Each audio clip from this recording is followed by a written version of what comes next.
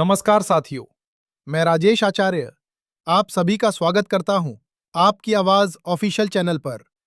यहां पर हम देश के लाखों पेंशन धारकों से जुड़ी हर बड़ी खबर, हर जरूरी अपडेट और हर महत्वपूर्ण जानकारी आपके साथ साझा करते हैं।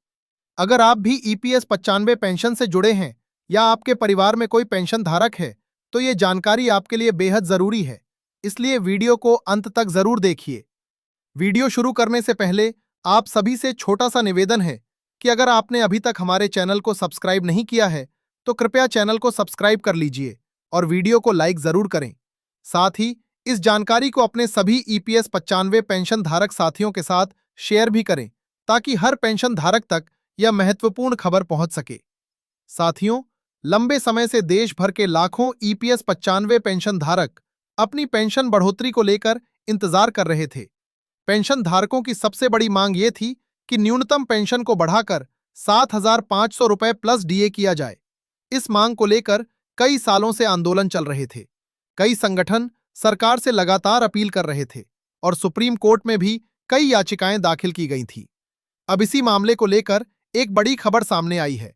बताया जा रहा है कि ईपीएस 95 पेंशन से जुड़े मामलों को लेकर सुप्रीम कोर्ट में फिर से सुनवाई हुई है और पेंशन बढ़ोतरी को लेकर एक नई व्यवस्था पर चर्चा हुई है।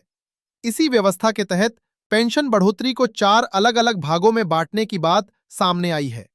दरअसल पिछले कुछ समय में ईपीएस 95 पेंशन से जुड़े कई मामलों को लेकर सुप्रीम कोर्ट में बड़ी संख्या में याचिकाएं दाखिल की गई थीं। धीरे-धीरे यह संख्या बढ़ती गई और पेंशन धारकों की समस्याओं को लेकर अदालत का ध्यान फिर से इस विषय पर गया। इसके बाद सुप्रीम कोर्ट में इस पूरे मामले पर फिर से विचार करने की प्रक्रिया शुरू हुई। बताया गया कि पहले भी इस मामले की सुनवाई 3 जजों की बेंच द्वारा की गई थी और उसी के आधार पर कुछ महत्वपूर्ण फैसले सामने आए थे।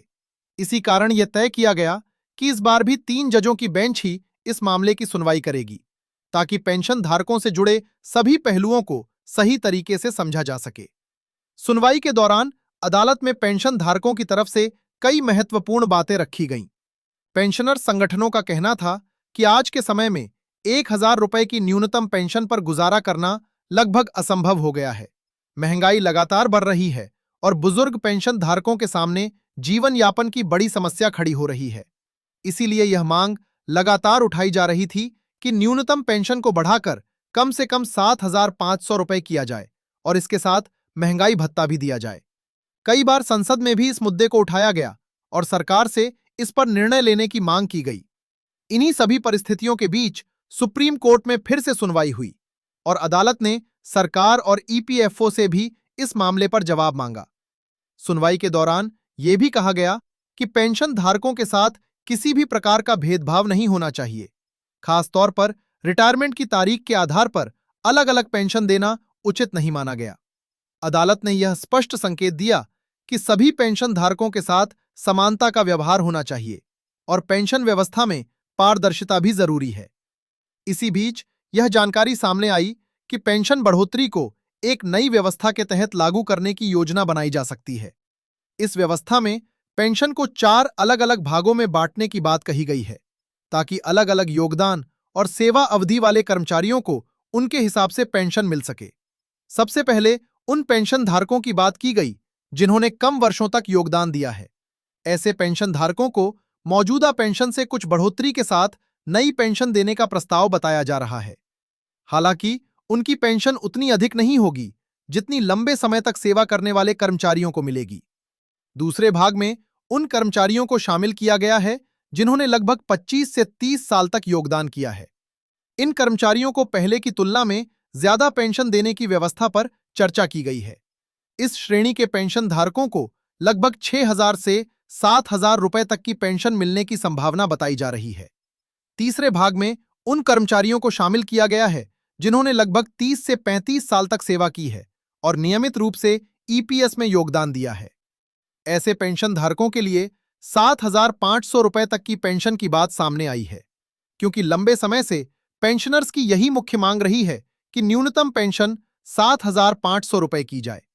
बताया जा रहा है कि जिन्होंने करीब 35 साल तक योगदान दिया है, उन्हें 7,500 रुपए की फिक्स पेंशन। ऐसे कर्मचारियों के मामले में पेंशन की गणना उनकी सैलरी के आधार पर की जाएगी। यानी उन्होंने नौकरी के दौरान जितनी अधिक सैलरी पर योगदान दिया होगा और जितने ज्यादा वर्षों तक सेवा की होगी, उसी के अनुसार उन्हें अधिक पेंशन मिल सकती है। यही वजह है कि इस चौथे भाग को सबसे अलग और महत्वपूर्ण माना जा रहा है। बताया जा रहा है कि जिन कर्मचारियों ने अधिक पेंशन का विकल्प चुना था और जिनकी सैलरी अपेक्षाकृत ज्यादा थी, उन्हें उसी अनुपात में पेंशन देने की व्यवस्था बनाई जा सकती है। उदाहरण के तौर पर अगर किसी कर्मचारी की अंतिम सैलरी लगभग 23,000 रुपए के आसपास थी और उसने करीब 35 साल तक सेवा की है, तो ऐसी स्थिति में उसे लगभग 12,000 से 13,000 रुपए तक की पेंशन मिलने की संभावना बताई जा रही है। इस व्यवस्था को लेकर यह भी कहा जा रहा है कि यह प्रणाली काफी हद तक पुरानी पेंशन व्यवस्था की तरह काम कर सकती है, जहां कर्मचारी की सैलरी और सेवा अवधि के आधार पर पेंशन तय होती थी। हालांकि अभी तक इस पूरे मामले में अंतिम आधिकारिक आदेश जारी नहीं हुआ है, लेकिन पेंशन धारकों के बीच इस खबर को लेकर काफी चर्चा हो रही है। साथियों, यहां यह बात समझना भी जरूरी है कि पेंशन बढ़ोतरी का मुद्दा केवल आर्थिक विषय नहीं है, बल्कि ये लाखों बुजुर्गों के सम्मानजनक जीवन से जुड़ा हुआ मुद्दा है। देश के कई पेंशन धारक ऐसे हैं जिन्होंने 30 से 35 साल तक मेहनत करके काम किया और अब अपनी बुढ़ापे की जिंदगी में उन्हें बहुत कम पेंशन मिल रही है।